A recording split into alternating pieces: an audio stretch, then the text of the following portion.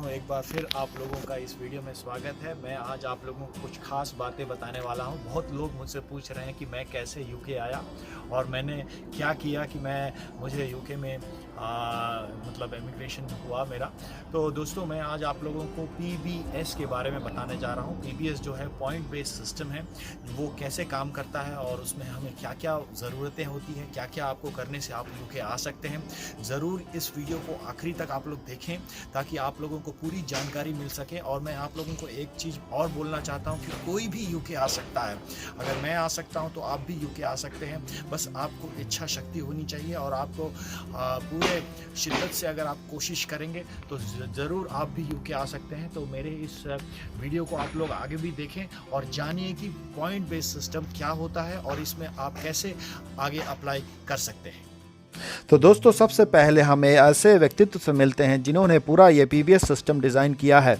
उनका नाम है प्रीति पटेल। वो इंडियन ओरिजिन की हैं और उनके माता पिता इंडिया से हैं और वो यहाँ पे secretary of state for the home department हैं और वो बोरिस जॉनसन जी के कैबिनेट में वो पार्लियामेंटेरियन के तौर पर वो काम कर रही हैं। यूके गवर्नमेंट ने अब ये साफ कह दिया है कि अब वो लो स्किल्ड वर्कर्स को यूके में प्रवेश नहीं देंगे और वो सिर्फ जो पीबीएस है नया, वो उसमें सिर्फ स्किल बेस्ड सिस्टम होगा और जिनके पास स्किल होगा वही अब यूके आ सकते हैं। और ये किस तरह ये पीबीएस काम करेगा और इसमें कितने पॉइंट्स हमें चाहिए जिससे कि हम यूके आ सकते हैं, और ये सारी बातें मैं अभी आपको इस वीडियो में बताऊंगा। आप लोग मेरे साथ लगातार बने रहें और ये वीडियो अंत तक देखें। आइए दोस्तों, हम लोग नए पीबीएस सिस्टम को समझते हैं जिसका अभी प्रपोजल दिया गया है।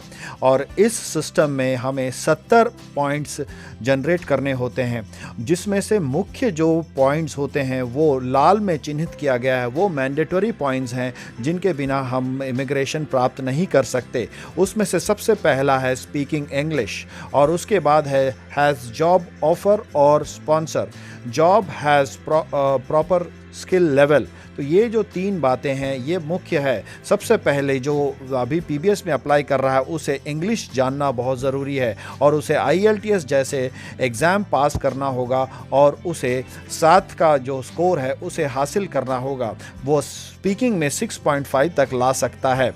और उसके बाद सेकंड जो पॉइंट है हैज़ जॉब ऑफ़र और स्पॉन्सर। यहाँ पर उसे कोई ना कोई एक जॉब ऑफ़र उसके लेटर होना चाहिए या कोई स्पॉन्सर होना चाहिए जो उसे जॉब दे रहा हो।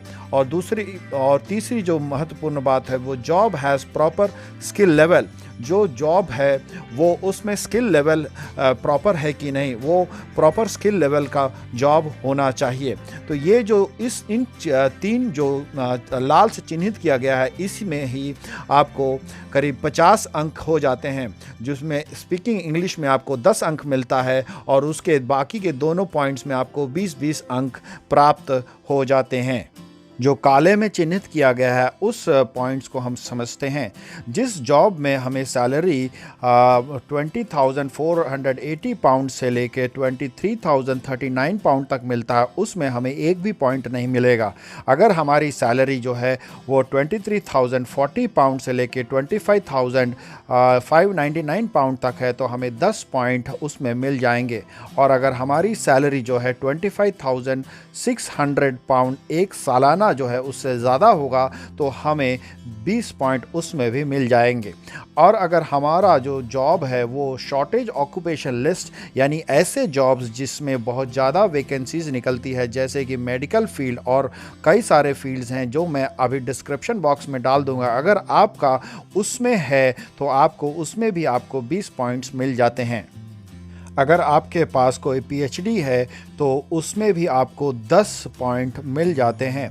और अगर आपके पास कोई पीएचडी है जो साइंस में या टेक्नोलॉजी या मैथ्स या इंजीनियरिंग में है, जैसा कोई बंदा अगर केमिकल इंजीनियरिंग में या मैकेनिकल इंजीनियरिंग में पीएचडी करता है तो उसे 20 अंक और मिल जाते हैं। तो इन सारे अंकों को जोड़कर अगर हमारा अंक 70 के ऊपर चला जाता है, मतलब हम लोग इमिग्रेट करने के लिए लायक हो जाते हैं और हमारा जो प्रोसेसिंग है वो चालू किया जा सकता है।